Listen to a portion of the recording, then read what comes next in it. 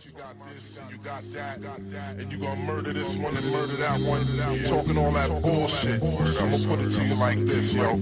This is for the nerds, this is for the brainiacs, this what we deserve. Go ahead and play it back, you ain't gonna touch me, you not gonna do nothing, you are not above me. I bet you wish you was me, I know it, I know.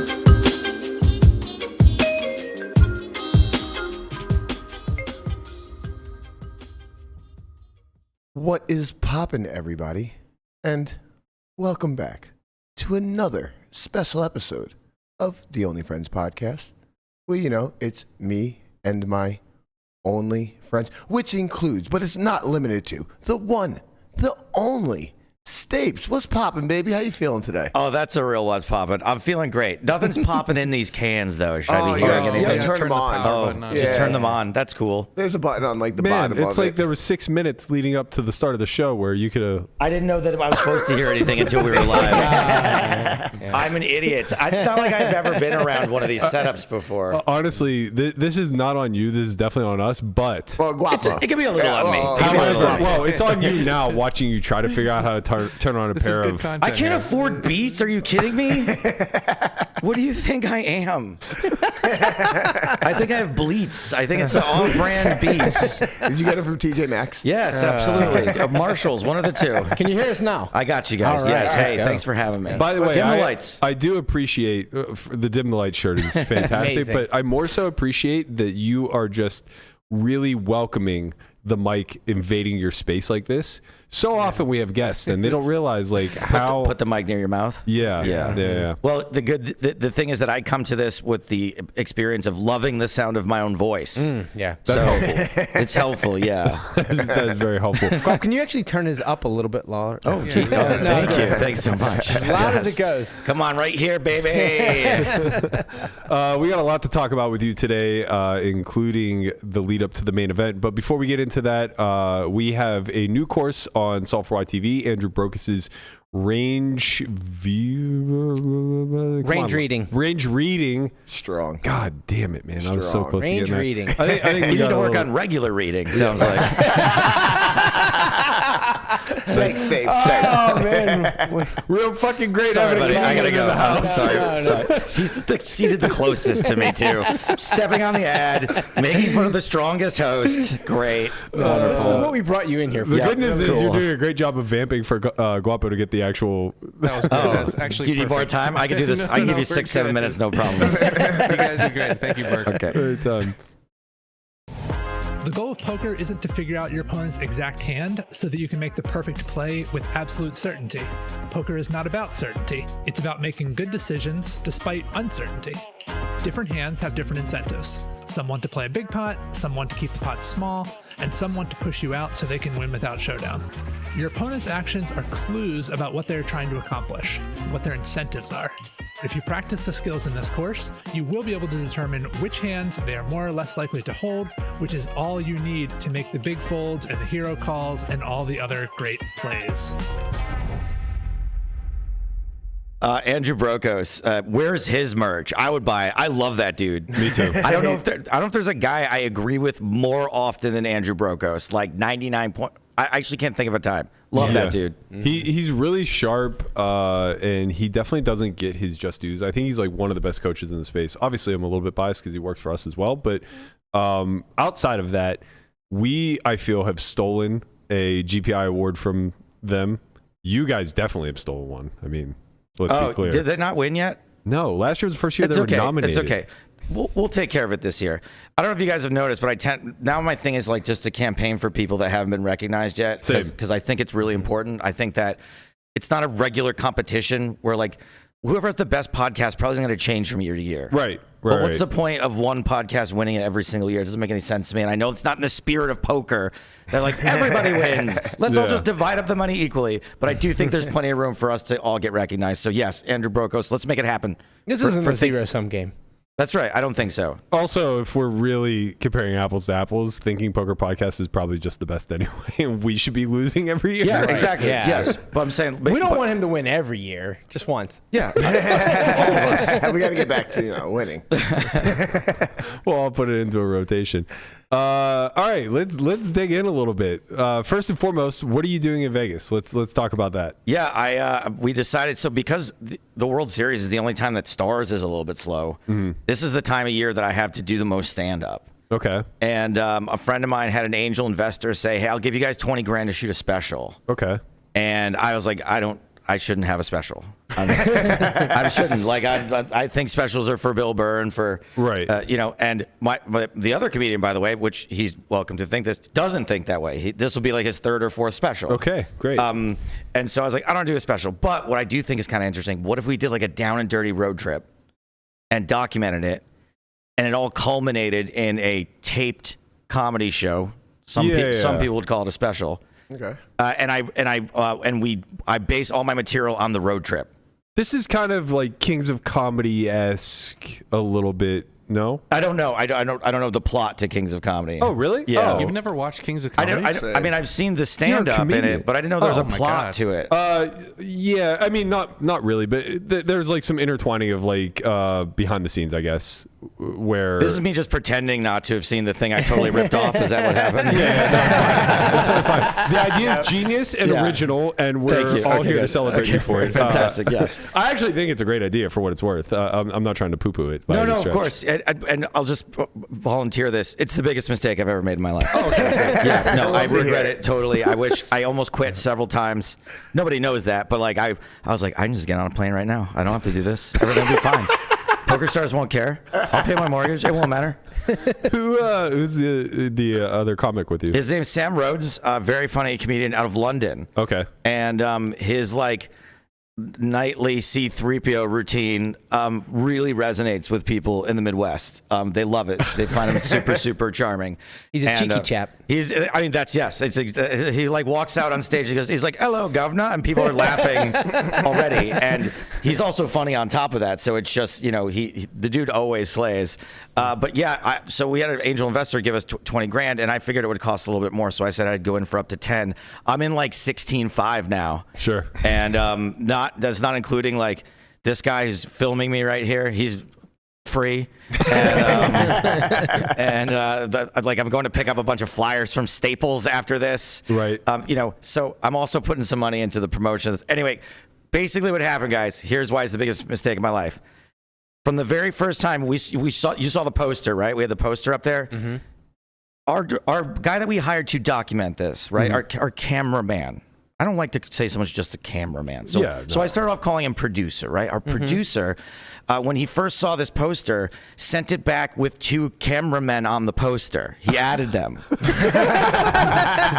Respect. Yeah, respect. And I was like, with respect, no, we're not putting the cameraman on the poster. You're a human being, and I'll treat you as such on the road, but like, no. And he slowly started creeping into the documentary a little bit at a time, to the point where he's like interviewing people with us. He's on camera. He sets up the camera so that he himself can interview himself. And I'm starting to like lose my mind a little bit over this. And then one day in Chicago, we had like a night off, so we went to an open mic.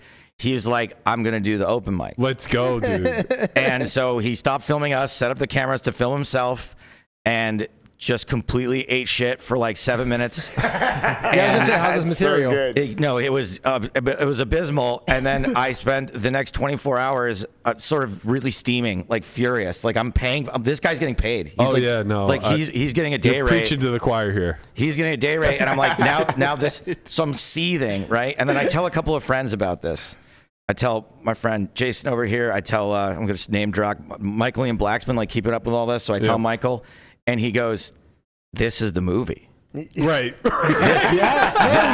This is the movie. Yeah. And so now I've spent the last 3 weeks paying for every hotel room, every meal, every gallon of gas, every roadside attraction, booking most of the gigs, doing all the PR, and trying to write a brand new 30 minutes while this is happening. I'm the only one who does not put us in mortal danger when we're in the car. So I have to drive most of the time also.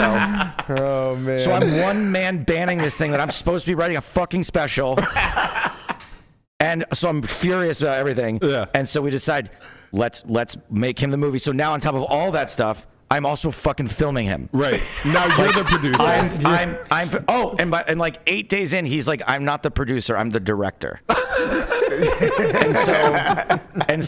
So now our only choice was like, now every day we just big him up and we said, hey, guess what? You want to be a comic? Right. You're gonna do spots at all the spots that we're going to. This you're is gonna do incredible. spots, and in Vegas on Friday, you're gonna shoot a mini special. This is And incredible. we're gonna take you from never having done stand up to shooting a special in Las Vegas in front of a sold out crowd. It's gonna be like 250 people sold out. And you're gonna 3 weeks ago you never did stand up. Now you're gonna do 5 minutes on TV. That's fucking. This great. is going to be at the Space. This is gonna be at the Space this coming Friday. Yeah, Love the absolutely. Space. And because I don't think he'll listen to this, I'll let you guys in a little secret. I'm gonna rig it so that he gets a standing ovation. Sure. After his set, I'm just gonna spread word through the crowd that hey, after Greg's set, give him a standing ovation and see if yesterday he basically told us that he started crying, and we were like, what's up? And he goes, I was just thinking about how I've always dreamt of making and starring in a movie like this, and now it's coming true. Incredible. And so I want that to come true for him. Honestly, the more details you leak of this, the more I'm wondering if you're just running like a huge long con on us. And I thought that he maybe was running the long con too. I was like, was this his plan all along? Because this is fucking genius. Right. This is so good. Yeah, no, this is really good. So anyway, I'm like 16K deep in this. Basically, I have to finish third or better at the comedy on Friday just to break even. You guys know what I'm talking about, right? Yeah. So the comedy show is Friday at 7 p.m. at the Space? 8 o'clock doors, 8 p.m. 8:30 Okay. show. So we try to make it so that we can get the most number of bust outs from day 1C, Right. and then we'll let you out in time. We're gonna let you. You'll be done by 10:30. So. But we can still be all right for day You can 1D. play day 1D. Okay, cool. Don't lie to this is the yourself. same You weren't going to place- bed at 10:30. No, This yeah. is the same place it was at last time, right? Yeah, That's right. The Space. Yeah. Was it last year or 2 years ago that we I think it went? was 2 2 years, years ago, ago. right? I did. The last show I did here was a high stakes comedy. Probably was 2 years ago. Yeah, It that was was awesome. so We were there. good. Yeah, it was We'll great. be there. Conrad definitely has some questions about one of your fellow I comedians. want to know if the black guy that throws the babies out is coming.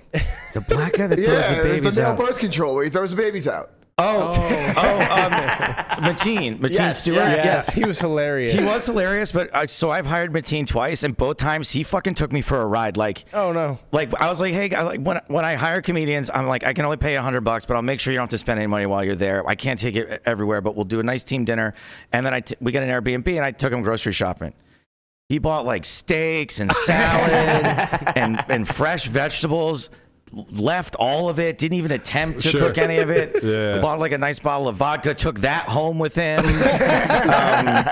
And then I hired him one more time because he's funny. He's really good. He is at comedy. funny. He's fucking hilarious. Really funny. He He's really so was good. funny. And so I was like, and also I have a terrible memory for being annoyed.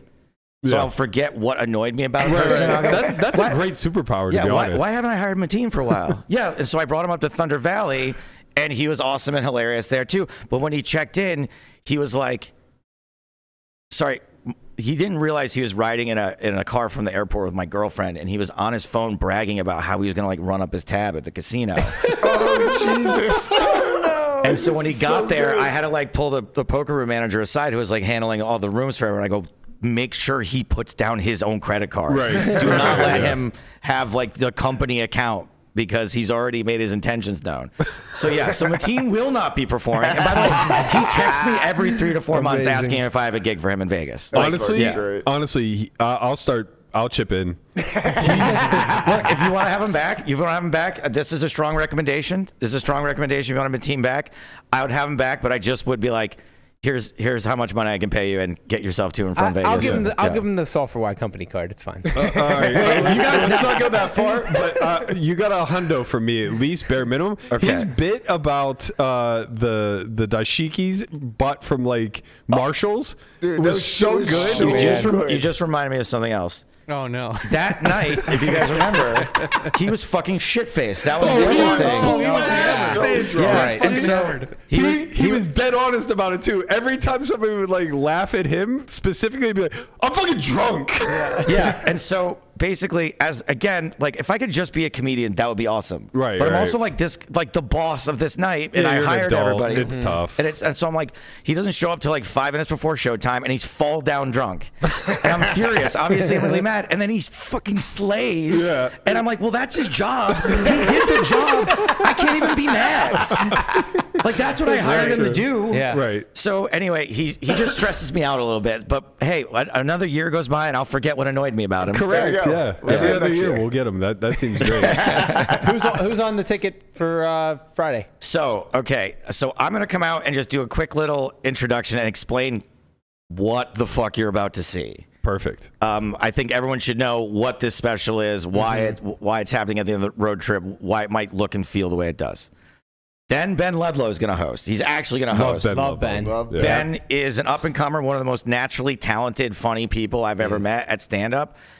Refuses to go work at it. Refuses, and he promised me he was going to do open mics before I let him host tonight. And I asked him doesn't last need night. it. He doesn't I need was it. like, Ben, how are those open mics going? He's like, good. I'm not going to lie, Ben. I don't 100% believe you. I that see you him went. every day at Paris and Horseshoe playing poker. So Yes, I don't- absolutely. Yeah. I won't lie. The first time I saw Ben was at the space. When the woman got really mad at him. He kind of bombed a little bit. Yeah.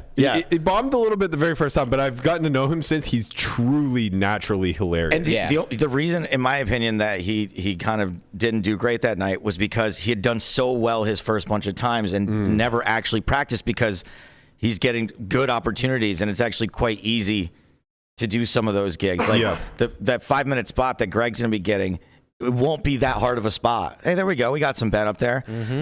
It won't be that hard of a spot. So you can get a false sense of your skill level. Same as poker. There's so many parallels, by the way, in poker and stand-up comedy. And one of them is that your first 7 times doing it are no indication of whether you're going to be good or bad at it in the future. That's Right. funny. So true. That makes a lot of sense.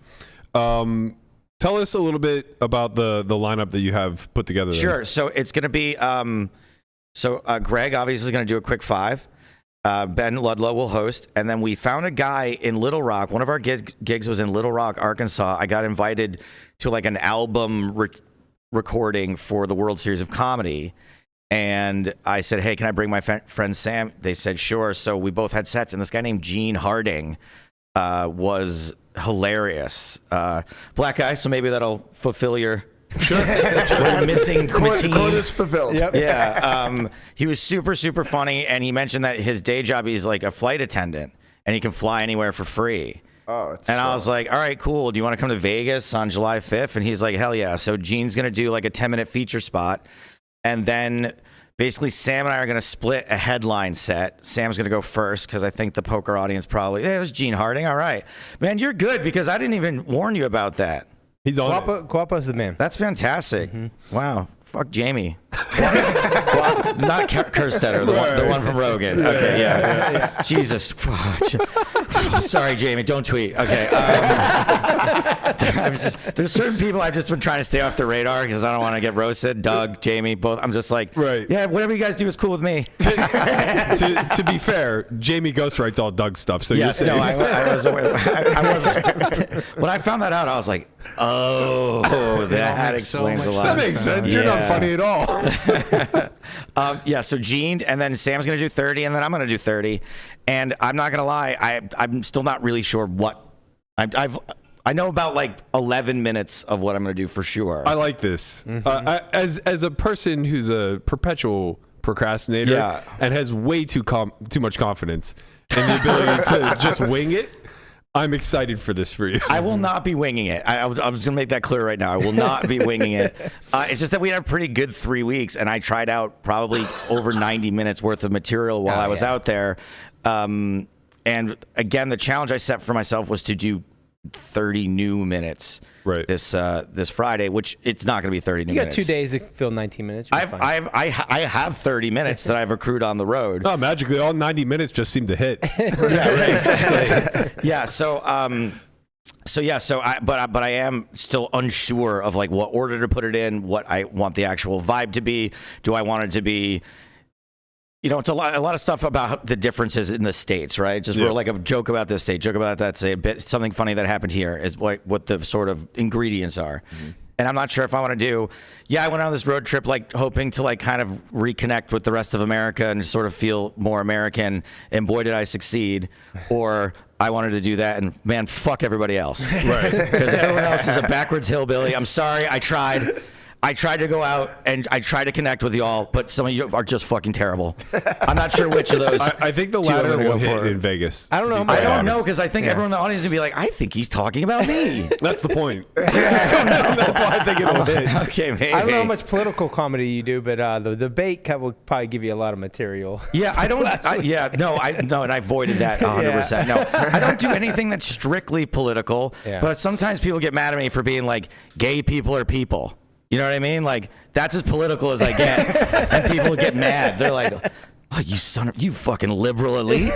Coming here talking that politics, that gay people are people. I did see You don't some gotta of the call places Missouri where- out like that. Go ahead. I did see some of the places you went on tour. Yeah. That's not going to go over very well. No, and the thing is, I never specifically set out to do anything that I thought would not resonate with a crowd. It's not who I am. I'm not going to solve any problems with. I'm not going to solve any of the problems even where I do crusade. But stand up is not the spot for it. Stand up's the spot for everyone to have a good time. And if I had a really killer political joke, I'd probably do it. But like, it's so done. Like everyone's everyone doing does it, right? If you're not doing the first 5 seconds, something happens. It's dated by nighttime. That's true. So I'd rather focus on things that are just more relatable to everybody. Mm-hmm. And Like the Hawk Tua girl. yeah, exactly. No, totally. Spit on that thing. There's been a lot of memes that made me think like Missy did this way first. Who? Missy Elliott. About? Hawk Tuing? Yeah. Is it Hawk Tuing or Hawk Tuaing? Hawk Tua. Yeah. I don't know or care. I don't even know where he's pulling the reference from Missy Elliott. What do you mean? Spit in his mouth, open his face. Oh, God, what that's song not the is same it? thing. It's basically the That's same. definitely not the same thing. All right, you also have a Kickstarter for a new comic book coming out. The Kickstarter's not live yet, but yes. Okay. It's look, again, these things are out of my control. I'm like, Sure. Can we just have it be live? But there's a whole marketing plan, and I don't know. That's fine. Stuff I don't want to be part of. This isn't going to be where you get the flood of support from. It might be. I don't know. Look, I left Flagstaff at 5:00 this morning to get here to do this, and because I was like, I'm going on the most popular poker podcast in the world. Wow, And that seemed worth it to me. That's a to, lot to coming get to from do you. this. Yeah, absolutely. No, this show's Guapo, fantastic. clip that out. Yeah, This is such a great. I feel like I'm a TMZ. Like we got the big bullpen here, man. the backwards hat. There's always a guy with a backwards hat on TMZ. Yeah. Yeah. So, all right, comic book is something that I co-wrote with a fella who is experienced at writing comic books, loosely based on my life, but more interesting. Is this handsome fellow you right here? Well, that handsome. How dare you even ask such a question, Guapo? First of all, yes, should be obvious. Should be obvious who that is. Spitting image. Second is that no, that it's not me. That's a character named Stapes in a comic book. Okay. So no, who it just so happens to, his life happens to line up with mine in many ways, just not the way I look. What's the premise behind the comic book? The premise behind the comic book is a poker commentator who is a little salty. He's a little resentful of being only poker famous and not mainstream famous. Okay. And when he is sort of at being his brattiest about this, he ends up losing even the poker stuff, being able to do poker. So he's a nothing anybody. And he basically gets convinced by some rich investors that his way back in is to play in Hollywood home games, and that they're going to back him to play in these really big games. This is actually great. Because they're totally full of fish. Right. And he's fun. Yeah. And all they really need is like a fun, they want to hang. They don't really want a poker player. Yeah. And so. And you're definitely not that. Exactly. No, totally. No, there's no hand of poker I play well in this book, so don't worry about that. I won't have to do like a deep dive like Stapes' pocket aces fold on the turn and we're gonna page 76. You'll be in the muck. Don't worry. Yeah, great, wonderful. Stapes, are you doing your own illustrations or? No, I'm not an artist in any way. I would maybe like take some Photoshop this out, but that's about it. And then basically one of his backers decides like it turns out they're not the most scrupulous people. Shocking. his backers, Yeah. and one of them kills the other one. The good one, the bad one, kills the good one. He's like, guess what? Like, that was your deal with him. You have a different deal with me now. And the rest of the story is Stapes getting his way out of that. I like this. Using It's great. Little drama, and he falls back in love with poker in the process. Yeah, actually, that's really what this is about. It's kind of a romance novel when it's all said and done. It's a love letter to poker. Poker is one of the main characters, is what I like to say. Okay, and there's this movie that David Wayne directed where in every single interview he did, he said that New York is one of the main characters, and it's like a joke in the movie 5 times. So I'm just like, yeah, poker is one of the main characters of this movie. I'd have to say, probably the third lead. Yeah. That's a nice segue into some questions that I personally have. So my first experience with you was Poker Road, and I think people were long past forgetting what that is, and I can't bring it up enough. We had Ali in studio. I brought it up with him, and this is my as the old guard kind of passing on to the new, a reminder of like where this all began. Poker Road to me was so far ahead of its time, and by far and away the best poker podcast we've ever had in the space. How did you ever get involved? Like, I assume that you have some sort of poker background to have kind of entered that way, but I only know you since then as like the commentator, comedian, like, you know. Holy shit, that's some old footage right there. That's gonna be from like 05 or 06. Is that Rich Belsky? That is Scott Huff. So Scott Huff. So if you know Poker Road, you know Scott Huff. You look the exact fucking same. It's incredible. I still have those fucking sleepy eyes. What is going on? I need to get. You somehow look younger. The beard came in. I think it's mostly the drugs and alcohol that have made me look younger. Just embalming yourself. So Poker Road happened because I was doing a podcast before that. Okay. Of which Jason over here was in charge of, called Poker Wire. I remember Poker Wire. Which was the full tilt sort of media arm. And it was me and Amanda Leatherman and Gavin Smith and Joe Seabach. Right. And so before that, it was called The Circuit, and it was Seabach and Smith and Huff. Man, it's so funny. I remember all of this as just being Poker Road in my head. Right. Yeah. Because it was all the same time That's frame. funny because for me, it's all The Circuit. Because I think The Circuit was started right? People will misremember me as hosting one of the things, but not the others, or somebody else, because it is all just sort of one amorphous blob in your memory for most people. So that was it. And I didn't have a poker background. I just came here randomly as an intern for Card Player Magazine. I had the summer off from the TV show I was working on as a production assistant. And we had played a little Hold'em like in our kitchen, and they were just desperate for, like, Poker News obviously can be a little bit more discerning now with their live reporters, but they were just more interested, could we write? They're like, we can teach you poker. We can teach you how to report a hand. In fact, it might even be better for someone that doesn't know poker to do live poker reporting. If they get all the facts right, that's all they need. Right, yeah. So that was it. That was as much poker background as I had, and I always sort of took the approach of, I don't really need to know that much about poker. That's not what's important. What's important is that we entertain people. Yeah. And that's something I've more or less been able to deliver on. And I have, unfortunately, learned some poker along the way, but just enough to realize that I don't know anything. So that's actually been horrible for me. So I stopped playing. I almost never play. When did you transition then into the Stars deal? Because I think that's what you're most known for in the space now, especially given that there's like a hard divide between the Poker Road era and the post Black Friday era, I think. Yeah, so I first got with Stars for the big game in 2009. Okay. Which was like right around when Poker Road was like, we tried. We torched a couple $1 million of Phil Ivey's money, and now I guess we got to pack it in. I guess I can't. Barry Greenstein's like, I guess I can't keep paying you $500 a week for nothing. Man, it's such a shame. It was so good. Yeah, so people won't ever know. So as that was dying out, there was I don't know if you guys remember this, but Ultimate Bet was like really trying to repair its image, and they put this show on TV like it was like SportsCenter, but for poker. And I got hired to be the head writer for that show, while Seabach and Huff were the talent. And that's when they were sort of developing the idea for the big game. And I was miserable there. The guy that was like in charge hated me and would be super nice to Huff and Seabach. And that's when I first realized, I was like, oh, the people in front of the camera have the easiest job of anybody. Right. And everyone kisses their butts. I'm going to be in front of the camera from now on. So you were basically your current cameraman.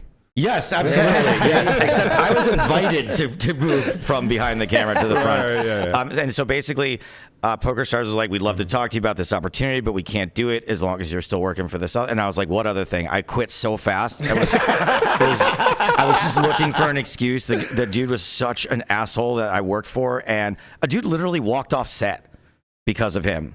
He just went, you can't talk to me like that, and stood up and left. He was live directing a TV show. Yeah. And left in the middle of it. Yeah. So my leaving wasn't quite as dramatic, and I left. And oddly enough, funny story, the guys that took over were the Wicked Chops guys. Okay, yeah. And Steve is now like my boss at PokerStars because he's like vice president of North America. Right. Like Wicked Chops. Like that 2005 rookie class, there's a lot of people that stuck around from the industry and are out there now. Yeah, I think it's a shame that we're not better at like kind of logging the history. I think just so much happened in 20 years that maybe somewhere down the line we'll do a better job of like being able to track poker history. But like that 2003 to 2012 time frame is almost like lost in a time capsule somewhere. Absolutely. It's no, I can't do it. Can I compare it to 9/11? I would say Enough time be has a passed. problem at all. I mean, you're a comedian. You can do as you wish. Things were different back then. It changed everything. Black Friday changed everything. It was a different world. It really did. We after Black Friday, we couldn't bring water into the tournament room. Oh, right. Anymore. But I mean, take our shoes off to play. You couldn't bring American water at least. To some regard, I think like more so like we forget how many of these people have been around for that long. Like nobody's gonna remember anything you did pre-stars, you know, except for me because I was 21 at the time. You know? But you would be surprised at how many people remember Poker Road. And a lot of people was their first thing. I'll sing its praises till the day that I go off air. Like I just think it was the most genius idea, way ahead of its time. It was ahead of its time, and had Black Friday not happened, obviously it probably would have bounced back in some way, shape, or form. I think eventually once people figured out how to do content. Here's the thing. I had a podcast back then called Huff and Stapes. It was my pride and joy, and we actually had. I don't know, around 10,000 listeners, I want to say, maybe more. Great. Because they didn't really give you your analytics back then. Right. And me and Huff quit that because no one knew that you could make money from podcasts. I was just reminiscing on the way over here that we used to beat Rogan. Yeah. We used to the top 10 comedy iTunes podcast. We'd be not all the time. Not consistently, but I got 2 screenshots of Huff and Stapes. And by the way, screenshotting was hard back then. Okay? No joke. You had to turn a crank. There was a lot going on. So us number 7, Rogan number 9, something like that. And amazing. If we had stuck with that, basically, you'd be Rogan. I don't know if we'd be Rogan, but we'd certainly be something, right? We'd be something. It's very unlikely that if we just stayed with it, that we would be nothing now. Right. Because we were just so far ahead of everything, as was Poker Road. I think there was just a lot of stuff going on. The technology wasn't quite there. Right. So it was really hard to do the show remote. That was one of the reasons we stopped doing Huff and Stapes, because I was working on the European Poker Tour, and he wanted to move to New York City. So, now... It's so like people who want to be in this business, right? Meaning poker media, which is weird because people also sometimes ask me how to do that, and my advice is don't. Same, 100% same. And because I don't have like survivorship bias, I just go like I got lucky, and you probably won't. Right. Because when I was doing it, there was not a lot of people doing it. And now there's so many talented people doing it with such great access to being able to upload your own stuff all the time. You don't need a website anymore. Like, right. You it's we. Oh, there we go. Yeah, Keegan Peele. That's awesome. Keegan was a friend because I worked on Mad TV. I used to watch this. I legitimately used to watch this. You used to watch Huff and Stapes 100%. podcast. To this, I was so locked into the Poker Road, Live at the Bike circuit type of because we didn't have mentors, we didn't have coaches, we didn't have access to fucking anything. Sure. So hearing Gavin ooga booga his way through a hand and you guys kind of give the color to it all, it was the closest we had to being able to touch a 10K. Yeah, and you're not the only person that so part of this road trip, by the way, and one of the parts that's actually been really gratifying, and I think y'all can appreciate, is that something that happens when I'm traveling doing comedy is I'll get out of a show and there'll be like some shit-faced guy who's like, Stapes, I love you in poker. Come over to my house. We'll have a home game. And I'm like, oh, thanks. That's really cool. But no. On this tour, I said yes to those people. Wow. I love that. That's crazy. So we went to three home games, three different card rooms, and played a meetup games along the way. And I met a bunch of people who were just like Poker Road. I started listening to. I got into poker because of Poker Road. A couple people even said. I remember I talked to one. Well, she's my age now. I was gonna say young lady, but she's my age, and she said that when she was in college, she had a crush on Joe Seabach, and she had named her car Joe Seabach, and her boyfriend was like, what is this? Who's Joe Seabach? And she's like, come on, get over it. Like, I'll never meet this guy. And she's worked in the industry for the last 20 years. I don't want to out her, but like, she started working with us, on the scene in like 2008 or something, and now still works in the gambling world. That's incredible. Like, low-key, Seabach crushed it. Not low-key. I don't think there's anything low-key about it. Like, I mean, Joe did quite well. And I'm like, Joe and I were super, super close friends during that era. Like, we were attached at the hip. Joe was like our sugar daddy, basically. Because none of us were getting paid enough money to, like, that was one thing that was really cool about that you're reminding me of, and I haven't spoken about this in years. That era was that none of us were getting paid very much, but we didn't pay for anything. Yeah. Poker players took care of us. Like, no person that worked like in any sort of real job paid for anything at any point. Not for dinner, not for drinks, not at the strip club. Although depending on who you would go with, there was like a varying allowance you would be given. Like some people would like stuff a couple hundreds in your hand and say, go have a good time. And then some people would give you a 20 and you're like, I don't mean to be ungrateful, but you're going to be gone for 3 hours. Like, what am I supposed to do with this? So yeah, but the poker players, the old school poker players were so generous. Yeah. And that's not a knock to current times, by the way, because there's just not as much money anymore. Everyone was like so loaded too. Right. When you talk about different era, I mean, you've heard or maybe been to like the money torching parties, like the literal like money burning parties that people had because there was so much cash going around in the early 2000s.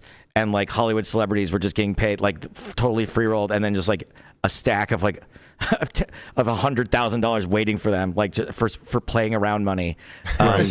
So yeah, it was a little different than now. Yeah, now we're paying a cover fee to go to Huney's 4th of July party. Times have changed, bro. Times have changed. So as a fence straddling douche, that goes to the band, right? Yeah, he definitely does not make money. Hooney does not make anything off of that. Okay, good. All right, cool. Food, I was estimating drinks. it today. In my head, I think he probably clears like 10 to 15 from the cover and probably spends like 30 to 40 on the party. What you're saying is, though, back in the day, someone would have just Somebody dropped 30 grand. This up. Right, yeah. exactly. Yes, absolutely. Yes, sign of the times for sure. It's funny because like he spends a lot of money on this party. He has like a bunch of sponsors and stuff still, and like he still ends up coming out. Yeah, I'm sure he comes way out. Can I ask you guys a question about the party? So, go on.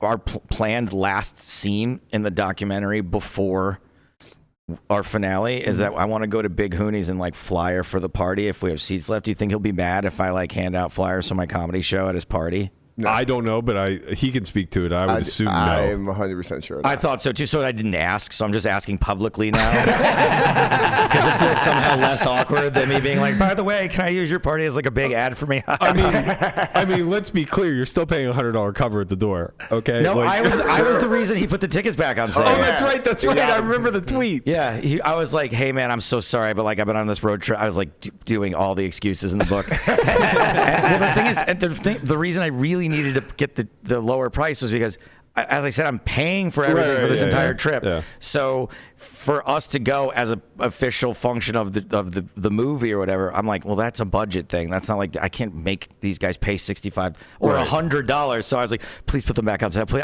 I will seriously be so happy if I can save $120 right now. Please, please, anything. Hey, I might actually like return something to Amazon for once, like after this trip. By the way, do you guys ever talk about this? What's your threshold for returns? Like, if I buy something at Target and like I have a certain number that I will not go return it unless it's over that, and if it's under, I'll just give it away. I'm the wrong person to ask. You will go for any reason? No, he won't return anything. I've given Conrad like a $600 jacket because it didn't fit me. Okay, I'm closer to that. Yeah. Yeah, it's like, just, and I have an assistant who would do it also. 20, $30. The issue for me is that like I even have an assistant who would do it, but the problem is that I'm ordering things from like so many different online sites directly. I don't even know where the returns go. I think that if you are Matt's assistant and you're listening to this, you should come up with a scheme. Wrong word. A business plan. For let me do your returns for you and let me have 10%. Yeah. Honestly, it's not even a scheme he'd be happy with it. Right, that's what I mean. Like it's a win-win for another Berkey would take famous the poker 10% podcast. and let her keep the 90. You're actually giving Guapo an idea because he runs an eBay store. Right. He's just gonna like rifle through. This is very true. I know we got to get you out of here, so let me. You know why? Because I'm going to shill another podcast right after this. Perfect. You guys ever heard of Ice Cream Social? Absolutely not. It's like a worldwide podcast, but they do it here in Vegas. Yeah. Okay. So I got to get over there. So thank you for letting me come do this, guys. Yeah, thank you for coming. We're happy to have you. Was it fun? It was. We love obviously it. It was fun. Okay, good. I have one question to get you out of here. Yeah. Today's day 1A of the main event. Have you ever played the main? Yes. And it was one of the worst days of my life. I completely free rolled it. I won it in a charity event. Okay. And I was miserable the entire day. I didn't drag a single pot. I got shown every single hand that I folded, and I was beat every single time. I was just, I'm the wreck of all wrecks. So I just wanted to man, I didn't even make it through day one. I wish we had more time. Would campaign to get you in there this year. I was going to say. I can't do it. I have to fly to London on Sunday. I did think that if I wanted to add it to the documentary, I could be and then at the last second, Stapes decides to play the main event after his victorious special taping on July 5th. July 6th, he goes on his main event run. But no, when I went broke last year, I was so happy. I was so happy. I was like, I can't wait to go home. I was in a car 90 minutes later. Oh, incredible. All right. Well, I appreciate you giving us the time. We'll obviously all be there Friday, 8 p.m. at the Space. Or I guess 8:30. Doors open at 8. Doors open at 8. That's right. We'll be there. It's on the screen. Show at 8:30. Yeah, exactly. Also, don't forget to stand for Greg. Standing ovation. Standing ovation for Greg. Consider it I'm done. gonna need you guys to spread the word. Just tell the people around you. Is he closing? He's gonna be. So it'll be me, then Ben, then Greg. So he'll be the third guy. Okay. It'll be the Wow, first guy you closing. don't know. Right. It's not closing. Wow. He's closing the first 3 of 7. Okay. Right. Okay. All right. We'll be there Friday. Thank you so much for being here. Appreciate you as always. Best of luck with the doc. Thanks so much, guys. Yep. All right, Thanks, cool. Stapes. We'll see you Friday. Thanks, See you later, Stapes. Stapes. Thank you.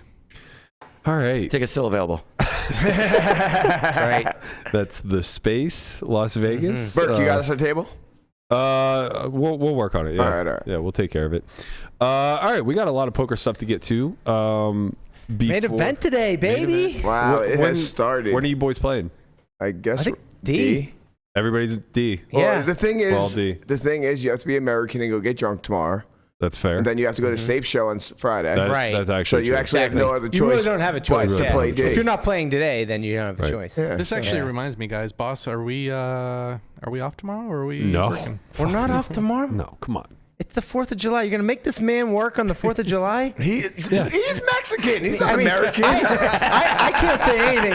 I took the previous 2 days off, so I really can't campaign. he gets but off I'm trying like- to campaign for Guapo. No, over he here. gets off on like May 5th. Yeah, Cinco de Mayo. He gets off. Okay, that's fair. I'll remember that on May. Actually, you don't even get off on May 5th. You just get to drink margaritas the whole show. He does not believe in days off for holidays. The It's thing not is, his thing. yeah, it's a day off, but it's also right in the thick of the main event. There's, we're gonna have Saturday and Sunday off, which is. We always have Saturday and Sunday off. I understand, but you could justify coming in like those days, given it's 1D and 2A. We could have justified coming in 7 days a week this. That's what I'm over the saying. summer. So it's like it's 1.5 hours on the 4th, early in the morning.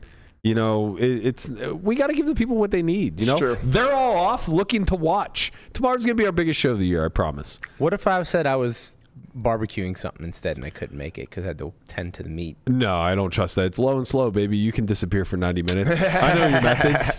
I know how this all works. You're right. You're not grilling at noon. Yeah, right. Maybe 2 p.m. But yeah, a lot going on in the poker space. Big shout out to Diamond Dave, my guy. He gets it done. Do you remember Dave?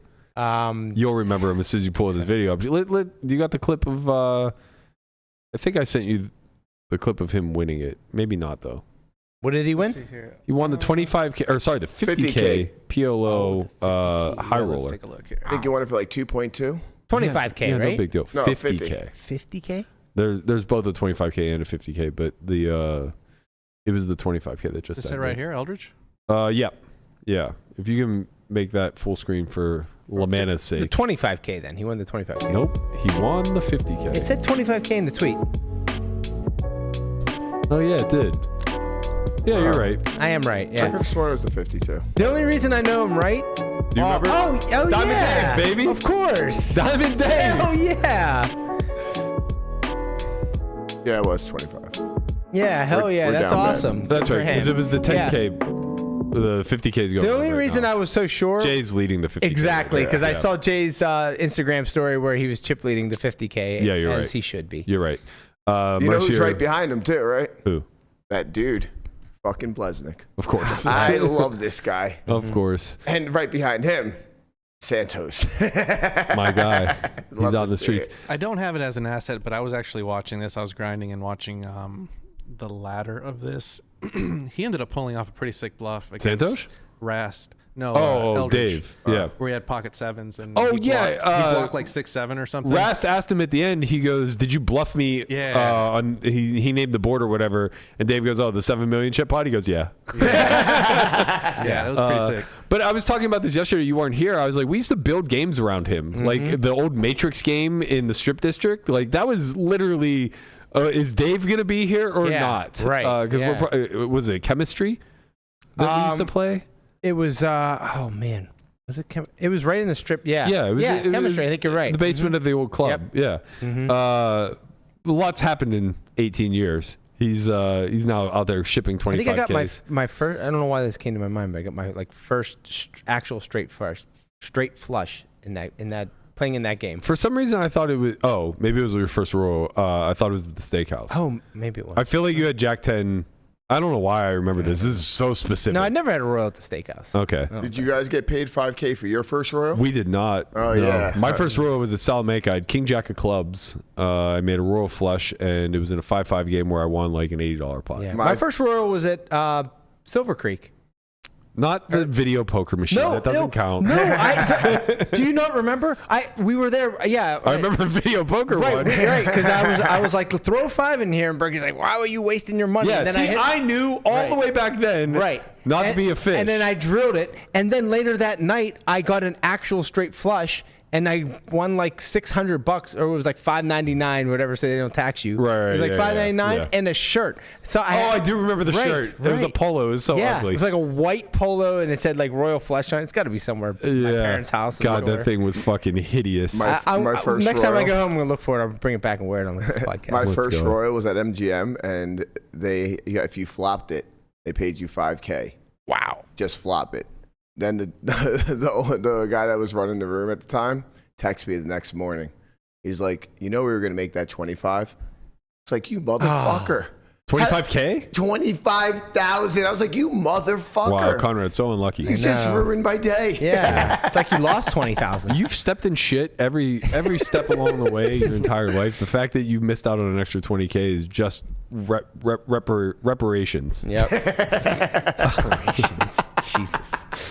At some point, they got to fucking suck back some of this luck you're taking out of the system. Jesus Christ. Guy walks into the Orleans like, I'm going to pluck the biggest bounty. Just does and then busts. 8 big blinds effect. Fucking hell. Landon is on day 2 of the mini main. Let's go, Landon. He's Come got on, some Landon. chips. They fucked him good in the 400-ish. 10K, huh? God damn. Yeah. So You guys probably already talked about it. yeah, the win main, he got fucked. Kings versus King Queen suited. For like 80 big blinds. yeah. With like 80 people left. Which D-Negs felt some need to needle me over for whatever. Honestly, like this is the most disappointing. It was the most expected result, but also the most disappointing. Well, if you bring that score back up, I see that it looks like J-Bex's profits have evaporated. Yeah, and that's why I said this is like the most disappointing, but also the most expected result. Landon's clawing It's whatever. his way Like back. we got the 10K main left, and there's probably Dude, he like just ships this mini main. yeah. Well, it's 600K at first. That would be You pretty know- insane. It's gonna You know go something really, crazy? really quick. That's what Conrad said. Yeah, I feel like the difference of the bets is the 10Ks that Landon has played so far. No, it's not No, because that's he not cast true. for 30. Yeah, you're right. Yeah, J-Bex has played 2 10Ks. Landon's played 2 10Ks. Landon is plus. Actually, he played 3 10Ks. He played one yesterday. Oh yeah. Oh, that's right. He played the. He played the He's still- PK. he's still plus one. Landon's about even. Yeah, he's still plus money. Yeah. Yeah. But yeah, Landon's roughly up like 10 or 15,000. Look at Daniel just needling you before the whole thing is over. There's a lot to play left, Daniel. You better just. I just He needs to just slow his roll a little the bit. thing is that like I think Tell him, Tortoise. Tell him to come down to your level. Yeah. Slow it down. I Right. think there's nothing more annoying than the luckiest human on earth. Like needling you about how lucky he's getting. Right. I mean, truly, like Landon had chip lead at dinner with like 100 people left in the win main event, where first is 2.2 million. All he has to do is final table it To max hit out the cap. bet. Yeah. And then nothing, which this is tournament poker in a nutshell. Like, you can't say like, oh, you're so lucky, we're so unlucky type of shit. It happens. He lost a massive flip for like a 70 big blind pot. But then, he gets it in kings versus king queen suited for effectively 3x average. Oh God. And just loses. It's like he wins that pot and you're really fucking sweating us hitting the cap in this event. Yeah. So it's like, little things here and there can go either way, and whatever, like You've been saying this since day one. Right, at the end of it all, the result we're getting was the most expected one. They're both going to have break-even summers, and no money's really going to change hands. Quite honestly, it's not that big of a deal. Outside of somebody just binking something. You guys realize we didn't take something into account throughout this whole bet. Go on. Daniel is one of the luckiest men on this for fucking sure. earth. So fucking lucky, man. This might be a really. Landon might have been like plus 140 if we really thought about this. Yeah, maybe. He's that fucking lucky. He truly is lucky. There's nothing more I'd rather do to celebrate the birth of this nation than to watch Landon win a the mini bracelet. main? Yeah, ship the mini main tomorrow. Yeah, hey. I will be decked out black, red, white, and blue, baby. All that matters is blue and a beer. We still have sweats left, so he's playing the mini main today. I think he'll play the MGM 1600 either tomorrow or the following day. Prior to playing the main event, well, actually, I don't know. Maybe he'll play the main event earlier. Yeah, I'm not sure. Depends on how the schedule works. Yeah, I'm not truly sure what his schedule looks like. If I know Landon, he wants to play online on Sunday. That's he true. He will not be playing any day before. I don't know. Then he would play. Honestly, like I think there's a world where he could register anywhere from like tomorrow to day 2B. Yeah, it's true. Like I think all of that is quite reasonable. Well, I think honestly, if he wants to play online on Sunday, then he's got to play D, right? So he has Sunday off. To be honest with you, I don't even think he has the choice to play online. There's a 1600 moneymaker event that like he should probably get into. That's what I'm saying. Like he won't can't play online anymore. Okay. Yeah. The bet's too important at this point. Yeah. And there's still a lot of post-lims, and granted they're all turbo-y, but there's probably like 30, 40K worth of post-lims that I think both of them are going to play if the main event doesn't swing things in one way or the other. Got the $600 ultra stack. There you go. But you'll be in the streets. No, I won't, because you have to not make day 2 of the main event. Yeah, right. And we know that's not something that the tour does. I don't put a kind of horror on myself. So I hope you don't. I was about to wish ill on you, but I hope you don't get one of the starting tables that I've gotten over like the last 5 years. I've known every human at my table for like the last 5 years. That's because you play like the day 1A. No, we've always played I've played every one of the day ones. Well, your best chance of getting a good table is the last day. It's the biggest field. It's the least likely you're going to know a bunch of people at your table. But obviously, you could, it's variance. You can run bad. I have not had good day 1 tables. I was just talking to Corey about this earlier today. Like my day 1 tables is like 4 just people I know and like whatever. Yeah, I mean it matters a little bit, but I think what matters the most is that for someone like me specifically, if I get a bad day 1 table, I don't adjust appropriately. Like you're not going to stay in line. Well, no. What I'm saying, I think the way to adjust appropriately in a super soft field when you're at a tough table is to pass on a lot of close spots. Yeah. But like future game, right? But like that, I'm a professional poker player. I just don't think that way. I know. It's very, like very difficult for you to do. Well, it's we're all equal footing on some capacity, and we're playing hundreds of big blinds deep. So it's like if I ever have an edge, even against some of the best, it's going to be likely post flop scenarios and these. So it's like I just press and play normally, and often I'm just going to flip my way out or whatever the hell happens. You can get that edge. All you have to do is throw on a scarf. Wow, that's true. Yeah. Look what the scarf's done. If you can't beat him, join him. Look what the scarf's done. He's 4 out of 6 now. That's true. The scarf is at the final table of the Win main event. Big shout out to Lewis. Wow. Scarf it up, baby. Scarf it up. You're at a loss for words. I am at a loss for words. He's like your favorite person. He is. Your favorite person to hate also. I don't hate him at all. All right, not hate him. But I absolutely have to troll him. It's a must, and I swear to Christ, if I catch any of you saying a bad word about Lewis or to Lewis, I will fucking end you, okay? However, can I get some context? Who's this Lewis person? Lewis Spencer. He's the British version of Sven. Okay. The scarf. Yeah, Lewis the Scarf Spencer, if you will. He's the one that was going to dress up in his Tinder profile pic. His Tinder profile pic is a scarf around his face so that you can't see who he is. True story. True story. He looks like Volgasang. By the way, somebody was telling me a story about day one of the mystery bounty that I just busted yesterday, and they were at Daniel's table, and Volgasang was there, and they're like, Volgasang is like low key hilarious. And I was like, yeah, I could see. Like, I've played with him once in PCA, and he was like a fun guy to be around outside of the tanking. And this hand happened where I guess Volgasang, like, it was a big bet board, probably like ace queen 5 or something like that, and Volgasang bet like pot. And Daniel looked, I guess it was against Daniel, and Daniel was like, what are you doing? I expect you to bet quarter pot here. What's going on? And Volgasang just cold as ice looked at him and he goes, I would never bet the quarter pot on this flop. That's so good. Oh man. And I imagine, like, honestly, I imagine stuff like that like stings Daniel a little bit to the core because it makes him an outsider in a spot where he wants to be an insider. You know what I mean? So then it becomes a matter of like, whoa, when do I get the big bet flops? Like, I need to figure this shit out kind of stuff. But yeah, that was a funny little anecdote that I had heard as I come up short in the same event that I ran deep. Craziest thing, ran deep in that event last year, and I can never pronounce his name. What is it? Aragom? I always mispronounce it. Aram. Aram's his first name. And right. I think I mashed his first and last name together. Anyway, Aram, the entire tournament, he ended up final tabling it, and I think I got like 14th last year. But the entire day 2, he was to my left. We broke tables like 3 different times. Every single time, he showed up on my left. That's not a good left. He's really good. He's very good. He's very fucking good. So as we were nearing the bubble yesterday, somebody busted from our table. Sure enough, who fills the seat? Aram. Right to my left again. It's like, Jesus fucking fuck, man. What are you tailing me?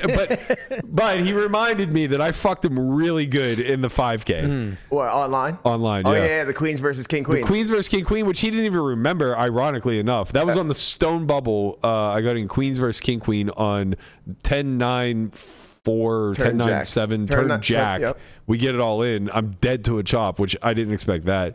River, King of Diamonds, chop it up. But then after the bubble burst, I had a massive chip lead. I like 110 blinds or something like that. And I opened King 8 suited, I think, under the gun 7. King. And he sends the good game emoji, nice hand emoji, and then jams for like 10 from the small blind. And I just have too many chips. I'm chip drunk. I call. Yeah. And he has ace king and never had a fucking shot. No. I think he came like 8 high 2 in my suit. Yeah. He had literally 0 outs. He just kept telling me he'll see me in hell. I was like, yeah. I mean, I don't know what to tell you, man. Like, I bubbled the final table too. I'll see you in hell. That's fucking hilarious. But yeah, that event is a fun one. The 250K bounty was plucked like immediately. That's pain. It was very painful, and also I don't know what they did to change the structure this year, but I swear I remember a 500K bounty last year. I think they paid more. No, maybe I'm misremembering, so. But they definitely added intervals at the bottom. So now it was 5K, 10K, 15K, 20K, 25K. Mm-hmm. That to me is like incredibly unnecessary. Yeah, Seaver's tweet was pretty accurate. It was Dan Smith, and then Seaver like followed up on it. But he basically said like eliminate the 5Ks, just eliminate them. So that would add more to the 50K plus, and then just have a bunch of zeros. There was 105Ks. How many? There was like 184, I think. Okay, yeah. So he basically said, like, cut those, either eliminate them altogether and just have an additional like 500K worth of bounties scaling from 50K up to the biggest one, and then add a bunch of zeros at the bottom, which I think is really, really needed because I think like 22% of the field made day 2. So if you're going to have bounties come in prior to the money, it seems pretty sharp to have a big percentage of them be nothing. Yeah, right. Listen, I am all on the side of them fucking putting whammies in this thing. Right. Like, I'm so tired of everybody being happy when they pluck a goddamn envelope. What Dan said or is not like, said. What Dan said is like, okay, in the 1500 you want to make everybody happy, fine. But in a 10K, we're here for the pain. Yeah. We're all happy to pluck a zero. Right. It's so true. We're totally fine with 100 play people. The Price is Right horn, like boom, boom, boom, boom. Right. Yeah, so I think, what did they end up paying? They paid 145, I think. I believe it was 145. So almost 100 people from day 2 had a chance at bounties. That were not in the money. Yeah. I'm cool with 100 whammies. Yeah. I'm so Totally cool cool with with some fucking whammies in there. Right? Like That's just so 100 cool. whammies. And it becomes interesting too because like now as you're navigating, like imagine there's like 30 left and you go fucking pull a whammy.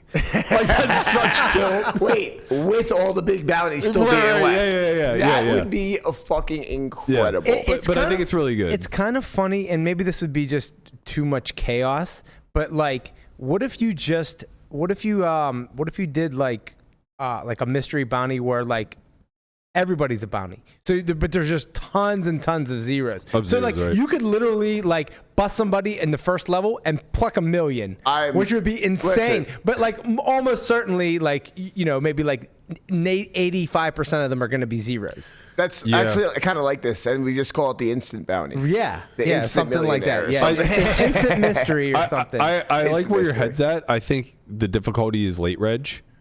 It just becomes a little bit chaotic that way. Right. Yeah. Because so like you don't know how many zeros to include. To include. So maybe right. So you some couldn't do iron it. It would have to at bare minimum be post registration. Post registration, right? Yeah. But yeah, I think that would be very interesting. Maybe you have to reg before the tournament.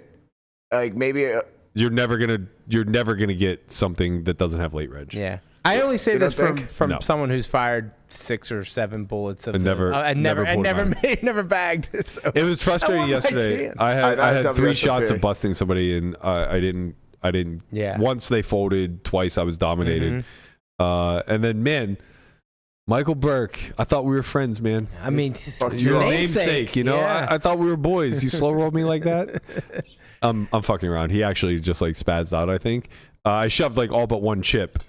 For 4, and he goes, "How much is it?" And I goes, 14 blinds, and he like tanked and then rejammed with no action in between. Like there was nobody who's like trying to bring in the pot. So I call off with king queen. He just says kings. I'm like, well, that was didn't expect to see that hand. I thought it'd be live to 1. I did turn outs. Came 10 high, turn jack. But we what bricked. A turn card. So yeah, I think. Are you guys excited to watch? Will you watch any of the day 1 coverage? Yes. Yeah, for sure. I think I love it. Like the main event like I like watching all the coverage. The Poker Go coverage is just always really, really good. But like just something about the main event, the nostalgia of it, just the thrill of it. Like it's so well produced. It's just there's going to be storylines that crop up immediately. So like I'm here for it. I wonder if they will. I wonder if they will. Put it all free on YouTube, or if it will just be like the lead up, and then sometimes it's like first like couple hours. First couple hours are free, and then after dinner or whatever, you have to go to Poker Go. Either way, highly encourage everybody to watch it. I think I think the main event is just incredibly entertaining to watch, I've been enjoying, especially whenever people are hundreds of blinds deep and you're seeing like the raise to 400. Yeah, I've been enjoying all the coverage this year, especially for the mixed games. Yeah, I think they've done a really good job for the most part with the commentary teams. And when you're covering early days of events like this, it really heavily relies on commentary more so than any other time. Yeah, for sure. Day 7, you could have nobody in the booth, and the action itself would be like thrilling enough for people to tune in. Tensions are just high on day 7. Yeah, exactly. Are they having Ali and Nick for the late night? I hope so. I mean, God, man, there have been so many good moments. That's the best. There have been so many good moments over recent years of those guys doing the night shift. Shut the fuck up. Ali, just shut the fuck up, Ali. It's truly incredible. Honestly, you're right. That's what I'm looking forward to. Right? Most. Yeah, that's the best. Right? Obviously, like Lon, and he's amazing, and like that's gonna be great too. But like those late nights, just you never know what's gonna happen. Yeah, and we get to see the Platt sideline reporting, the dooms, the Grim Reaper, him dimming the lights on some poor bastard in the crowd. I'm really looking forward to telling him no to an interview. Actually, that's gonna be my crowning achievement for the summer. You know what? He interviewed me last year, and it never made air. Finished like 500. There you go.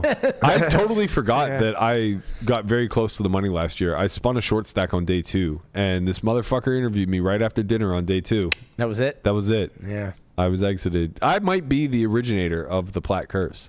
Totally forgot. Let's get to it in the muck and then get out of here.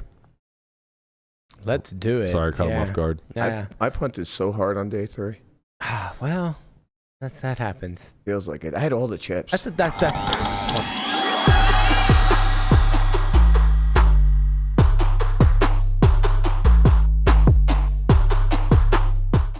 All right, well, since Burke's a tournament player now, we're going to do a tournament hand. We got a user submission, Discord submission from Stomped, and he kind of got stomped. So they're playing, this is the 3K WSOP event. I think it's he didn't say 6 max, so we made it 9. But Under the Gun opens. Min raise, we're at 800, 1600 blinds, and we have the ace king of spades on the button. We decide to make it 8,500, and so it folds to the original opener Under the Gun, who calls, and the flop is the jack of diamonds, 6 of hearts, 4 of clubs. Checks to us. We go about a little over quarter, 6K into 21K. We're met with a call. Turn is the king of hearts, putting 2 hearts out there. We're check to again. We bet. Oh, by the way, we were about 15 or 115K effective going into this hand. Yep. And so we bet now 14 into 33, and we were met with a check raise to 48,000, about half of our opponent's stack. We decide to call. The river is an offsuit deuce. And we were met with a jam, and we call, and we lose to the king jack suited. Feels like a must pay spot. I mean, I don't know, man. I'm gonna disagree with the must pay. Yeah, man. I think in the muck obviously is the turn, right? Like where we start getting in the muck. I mean, the flop. I think every street can be challenged. I'm saying like we're the biggest decision point of the. I actually think that's the least important decision. You're top of range on turn. Like we're not bet folding. It's almost like a snowball effect. I mean, from like the pre-flop size to the flop size to the turn size as well. Yeah, like he went very small on all streets, and just feel like it could have been a little bit bigger. I might not even bet flop sometimes. Yeah. I think pre-flop has to be larger. I think you want to be somewhere in the neighborhood of like 8 blinds. Remember, this is something I think people often forget, but when you 3-bet the button, it's akin to 3-betting out of the blinds in the sense that you have ultimate position. And you have ultimate position post, so there's a fair incentive to play flats. And then additionally, you only have 2 people left to act, so you're not like super concerned about isolation here. Right. So like, when it's under the gun 1, we see small 3-bet sizes for a couple reasons. 1, you still want to leave people open to 4-bet you behind when you have value, and then 2, you also don't want you're against a tight range. You don't want to like overinvest versus a super nutted range and let them play perfectly. We're saying his size is too small on the button. Is that what you're saying? Way too small. Right. Yes. Wow, way too small. Way we're too 71. It's only big, 5.5 blinds. We're 71 big blinds effective. Like Yeah, he's only going 5.5. Like I think 8 is much more standard like here. Berkey said, it's predicated on the positions, and like you said, if we're under the gun 1, then we're making it 5.5. 5.5, 6, yeah. Right. I mean, the thing is like no matter what, you're 3-betting against a tight range here, and there's really no reason to reopen the action to a tight range once you're this late in position, unless you're doing it polar. Right. So a polar range should mirror a polar size, especially at depth. Right. Like, right. Exactly. Yeah. If they're super shallow, it's different because now basically any size becomes very polarizing because it's such like a small if you have portion. Queen Jack suited, you're not 3-betting the button here. I mean, if you do, it's a low frequency and it's just going to be a part of this larger size also. Right. You know. Yeah. Like looking at the range now, we have Queen Jack suited like 5%. Right. So yeah, it's not in there much. It's aces, kings, ace, king, small amounts of ace, queen, ace, jack, ace, Ace queen 10. likes flatting more, right? Then the much bottom, more, bottom much of the more. hole. Yeah, right. Even ace, king off flats half the time. Yeah, it's just too tight. The range is too tight for under the gun. Like, What does the bottom of the pole look like? And we have to be pulled. So I mean, it's still very linear in nature, right? Yeah. It's a lot of suited aces, Right. it's a lot of suited connectors, but everything is like sub 10%, with the exception of the core value that you're 3-betting here. Like even queens is only like 15%. You're just very, of the very time. value dense when you make. It's not that you're dense. You're diluting the range with a bunch of other candidates, but it's like you might have 25 other hands at 5% frequency. Right. So it's balanced, but the full frequency hands are very few. Right. It's just aces, kings, ace, king suited. Those are the only full frequency hands. Yeah. And then you have like a sprinkle of like king, queen, ace, king off, queens, jacks, 10s, 9s, 8s, 7s. All of these come in at like varying frequencies, but they're all less than half. Right. And that's really important to comprehend whenever you make the decision to reopen the action to a tight range under the gun. So pre-flop, I think like really it's going to be very hard not to compound mistakes after doing this pre, because what ends up happening is the response from under the gun is very few folds. Like maybe you get like the king 10-0, ace 10-0 type of hands to fold, but they might not even be opening depending on what the average stack is. If the average stack is like 30, then sure, they're opening, right? But it seems like we're pretty early in the event. Average stack is probably going to be somewhere around 50. They're not going to open, right? You know, so like a lot of the hands that you don't even want those hands to fold. You dominate them, right? So, theoretical response here is you're mostly going to see pairs, suited aces, suited broadways, suited connectors, and even a lot of the suited connectors either don't open or fold versus a normal size. But versus this size, they're all going to continue, which is going to be a little bit problematic when you try to navigate post. The thought process after the flop, I think, is lazy. So again, I think the small size on the flop is heavily discouraged at this SPR because your range is so driven by the top, which is queens plus at this point, and then ace king. You don't benefit anything from a small bet. Like, what hands are you attempting to extract value from that would otherwise fold to something larger? What hands are you trying to fold for cheap that you're not doing well against? Yeah, you're giving like all those like middling pair, pocket pairs, like such an easy decisions. And all the back doors, right? Like the thing is that like what needs to be understood is that they're not auto folds for 2/3 pot. Like if you have 8s under the gun here and you face 66, you don't just auto muck. No, but you have to you think about it. You have a tougher decision now, right? You become a little bit more indifferent. When you face quarter, all these hands just naturally continue. Right. And when you have a hand like ace king or some of your other bluffs like king queen, your other broadways, etc., this isn't a good event. Right. Now the end result is going to be the same when the hand plays out accordingly. Like king jack suited never folds pre. King jack suited's obviously not folding versus a C bet. And then when it turns top 2, it's not giving up. But to Conrad's point, we might start checking a street somewhere along the line because the SPR is shrunken. And even if we don't start checking a street, now instead of landing on a turn SPR of 3, we're probably landing on a turn SPR of 1. So it's like, okay, well, if he has king jack, he has king jack. There's only one combo of king jack suited left. He has to have exactly king jack of clubs. God bless. But as played, he very viably could have king jack off, At least some of the time. I mean, because we kept it so cheap pre. Honestly, I would think it's more than some of the time. Like these. It depends how good the guy is, right? Yeah. If he's good, he's just gonna muck anyway, regardless of size. It's just a bad hand. It is, but they're getting such a great price. But it's just a bad hand, right? Against a button range that chose to reopen the action, it's just too bad of a hand. Yeah. But people who aren't that well formulated pre are just going to be like, okay, well, it's too good of a price. Like, he's clicking on me. Yeah. I have a hand. Fuck him. Yeah, fuck him. I can get lucky too. I think the theory will reflect this. So I ran it for the actual pre-flop size that we chose, and I'll adjust the post-flop scenario. But, I have to share my screen. Sorry, Guap. Should have done that before we ran out of things to talk about. Right.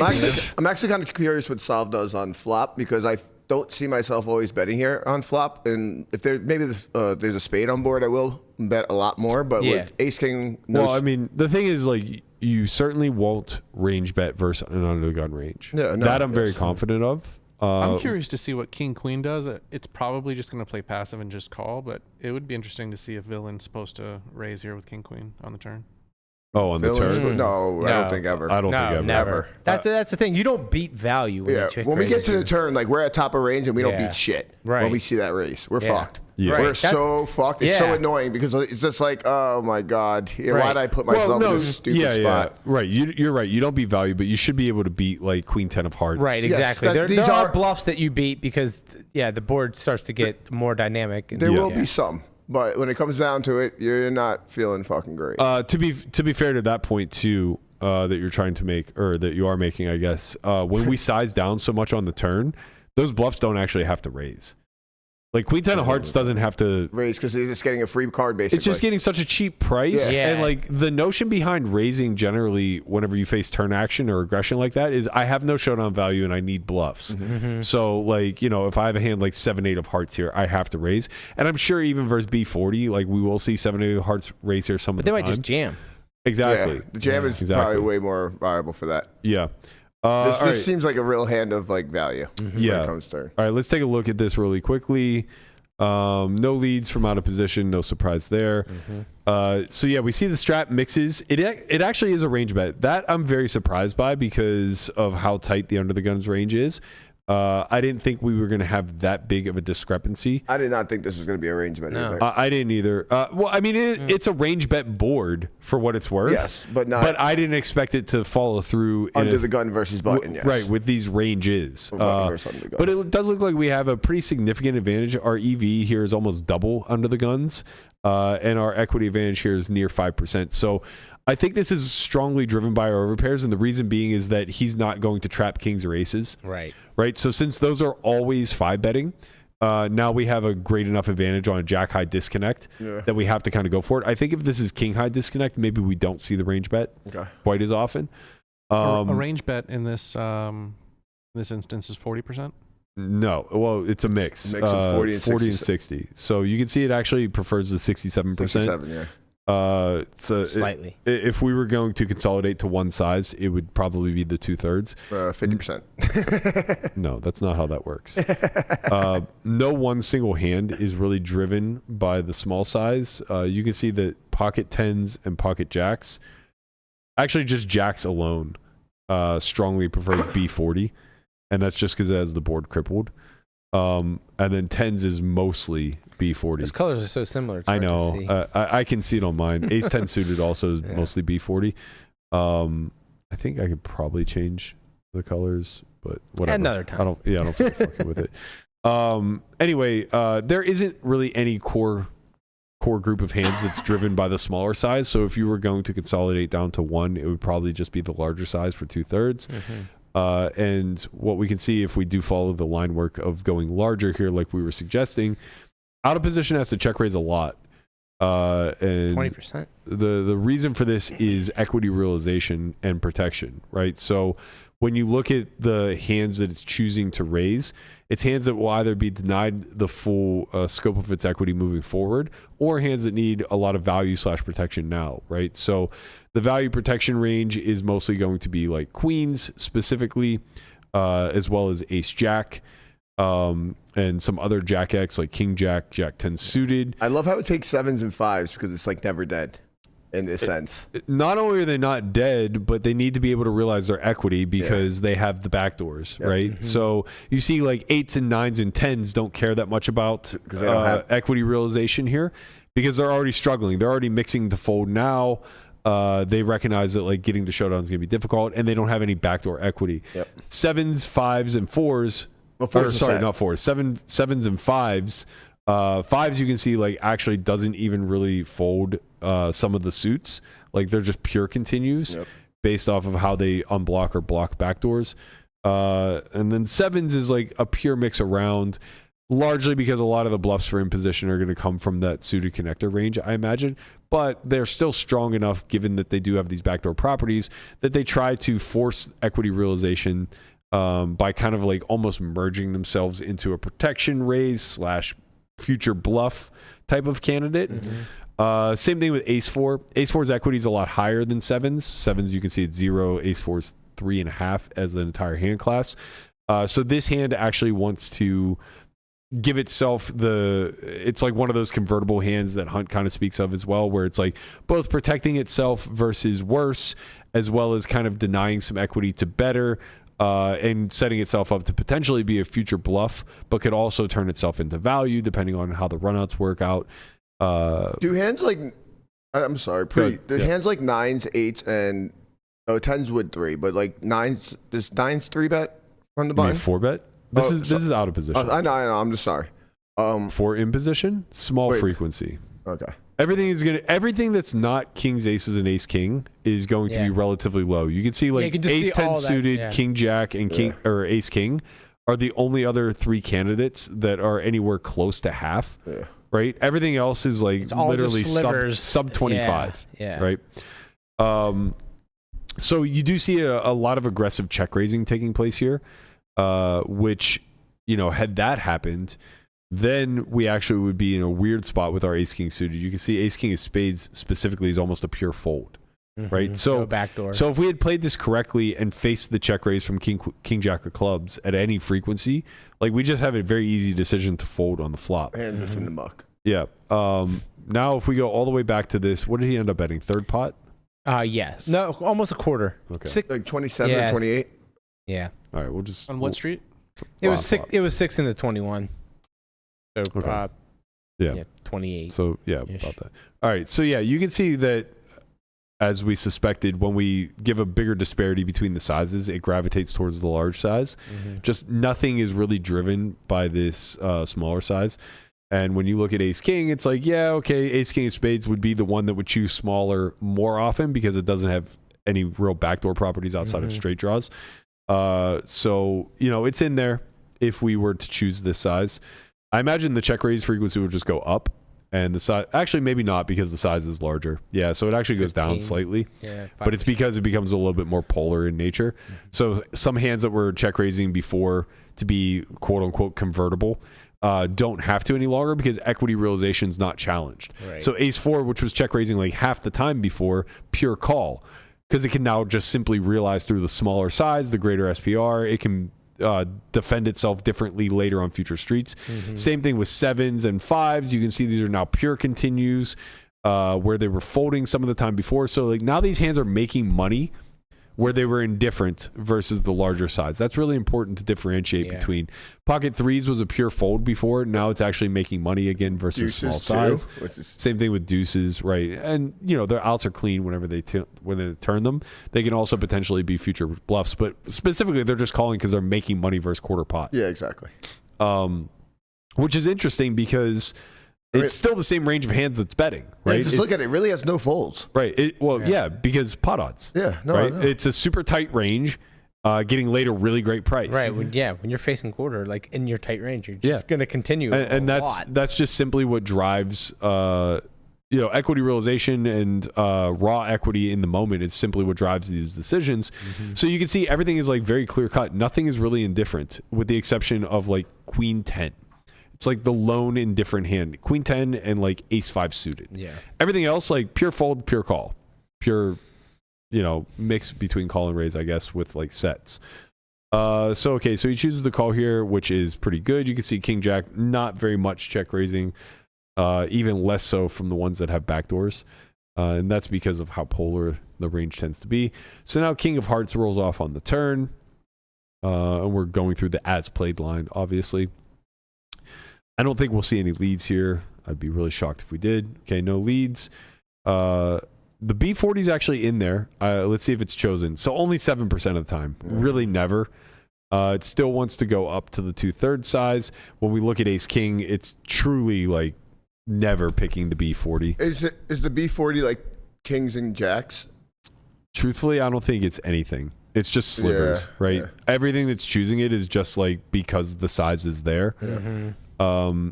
It's not really built around anything. I guess like maybe you could say it's built around like King 5 because it's not quite strong enough to bet large, right? You can see King 5 is like mixing all three options. So like hands like that. I'm trying to see what else. 6-5, like 10-8. Yeah, 6-5 is a good one. 6-5 is pure. 6-5 is pure big. Oh, yes. It's just pure big. No getting around it. Queen 10. Color, Queen 10, but it mostly checks, right? Like you can just eliminate the B40 and just play big bet check. Mm-hmm. And you're going to do far, far, far better. But Ace King is in there a little bit. You can see it's a sliver of Ace King of Spades. And Conrad's right. Like this does do some checking, specifically Ace King of Diamonds, pure checks. I'm surprised Ace King of Clubs doesn't pure bet because you block. Well, I guess you don't block all the. It's the same thing as Ace King of Spades, right? Mm-hmm. You unblock one version of King Jack suited. But yeah, I mean, you just kind of like get to happily extract value. If we were going to go the larger size, the response then from King Jack suited is to play trap. So it pretty much King Jack of Clubs pretty much pure calls. Yeah. Let's see if that is true of the B40 as well. It has to raise B40. Yeah, almost pure raise. Mm-hmm. Right. So now it wants to get money in. When on the other side, it can't get money. Exactly. I mean, if you bet bigger, they don't need to put the money in. Yeah. If you bet bigger, then you can just expect. I mean, you're sure the SPR is like 3.3, so 67 is very close to 2E. Yeah. I think 2E is like 85. So like basically, there's gonna be a pot size bet left or a little bit over. If you be 67, but when you beat 40, it's 1.5 pots left or a little bit more. Mm-hmm. So yeah, you're right. King Jack just has to start to get money in.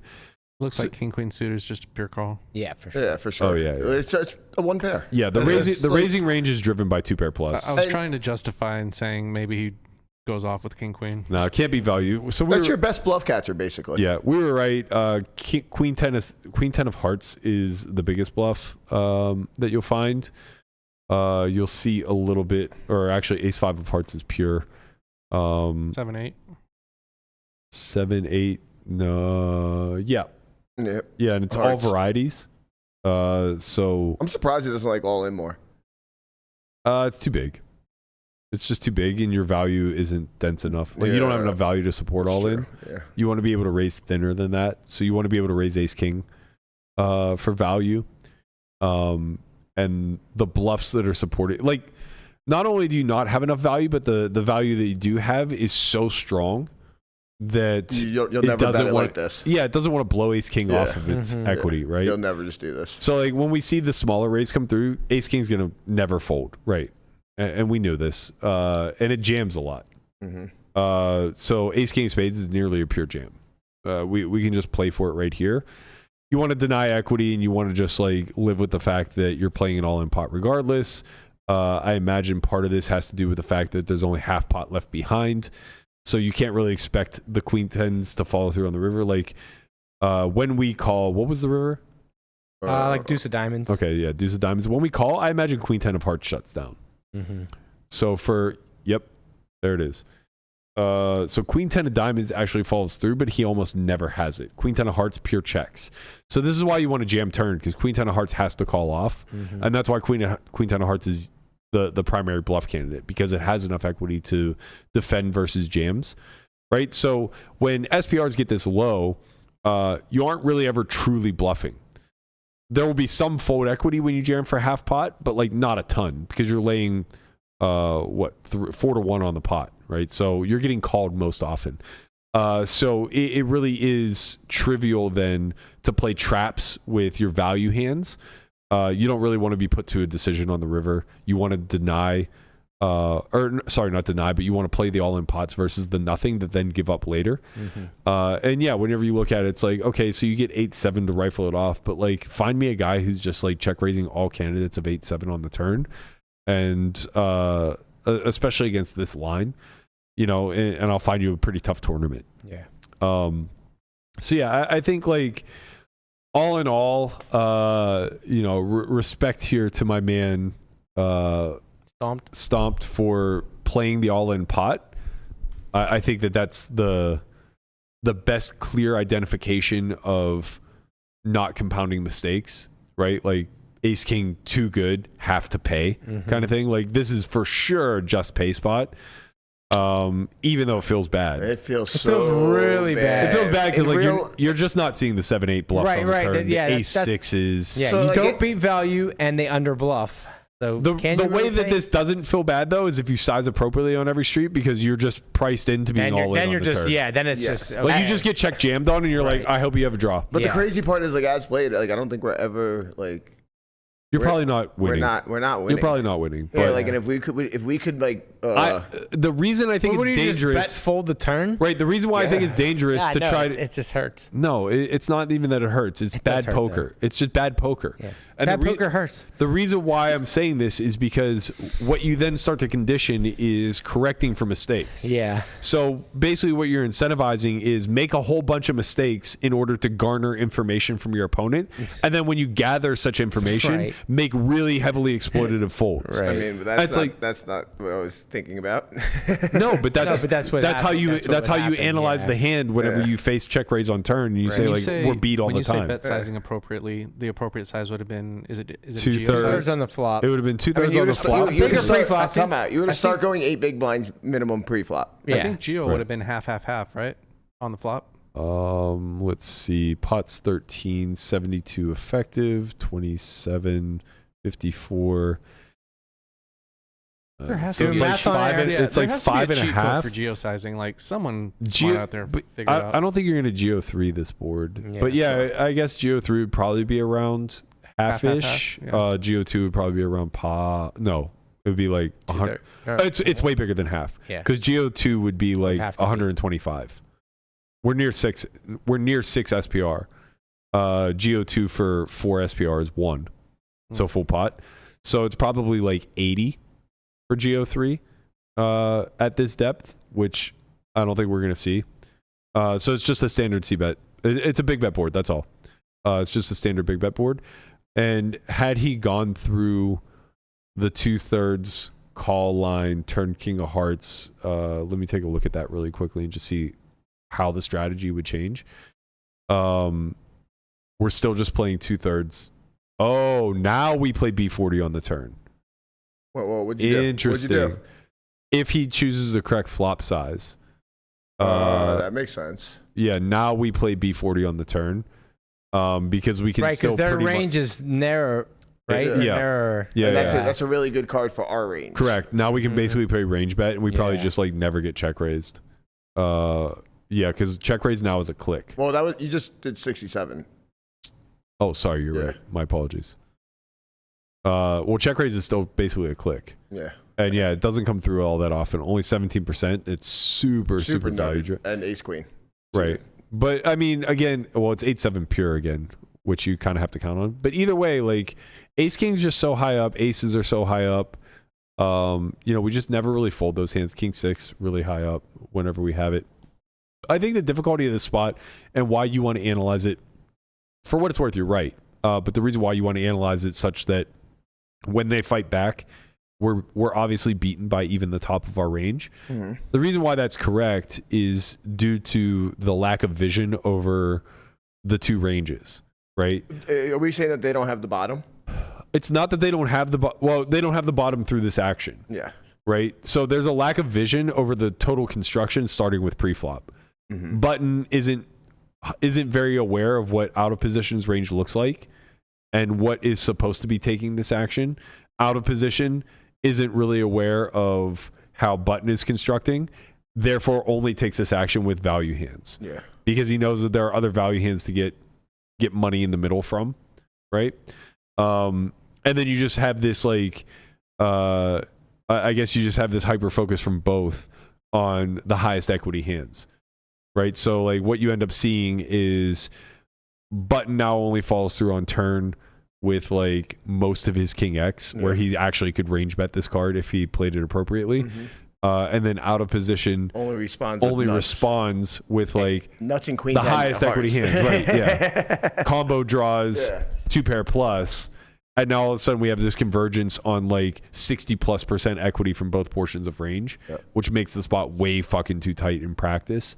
And that's probably why in practice, like you could bet fold here. But the reason why I want to discourage it as a proper correction is it's only okay to make these heavy exploits whenever you are so grounded in what is supposed to occur, and the actions you're taking are so well, I guess, planned out or thought out that you can deviate because you have the highest confidence. The only way we fell into this was compounding mistakes. Correct. And that's, correct. So if you're compounding mistakes, you can't have the highest confidence that the response is what the response is. Right. But if you are the one who's generating the mistakes because your strat is clean and like you're very confident in every decision that you're making, and then you understand the opponent that you're up against and how they'll construct when they're on the fly, when they're freestyling, now you can make an exploitative fold. Right. And that's kind of the nature of exploits in general. If you guys would like to submit your own in the muck, be sure to head to our Discord. You can hashtag Discord in the chat or at onlyfriends_pod. It's the pinned tweet on our Twitter page. Also, give us a follow while you're over there. Yeah. Don't forget to like, comment, subscribe. We're going to be here through the rest of the World Series, giving you guys all the action. Don't forget, Andrew Brokos' course is out now. Range reading. Send Landy some love. He's got 1.15 million at 60K. Let's go, dude. Right. 20 big blinds in a dream. I mean, sounds about average. He might be chip leading. It's probably close to average. Yeah, it's probably about It's a $500,000 to first. Let's fucking go, Only Landy. has to get, what, like, I guess second place to cap it out? Who cares? Just win the fucking thing. Let's go, dude. Let's go. We're going to be back again tomorrow, 10:30 a.m. Actually, let's give everybody we're not getting the day off. Let's give everybody a little extra half hour. Nobody's got shit to do. We don't got anything to play. Yeah, but we don't got anything to play. I got parties to go to. Yeah. In the evening. You're going to be fine. 11 a.m. tomorrow, team. 11 a.m. We're going to celebrate the birth of the country. We're going to discuss day 1A of the main event. And we're all going to look forward to 1D for ourselves to play. We're also going to get into the Poker Hall of Fame talk tomorrow. So be sure to tune in for that one. We'll see you guys then. Later, squad. Peace.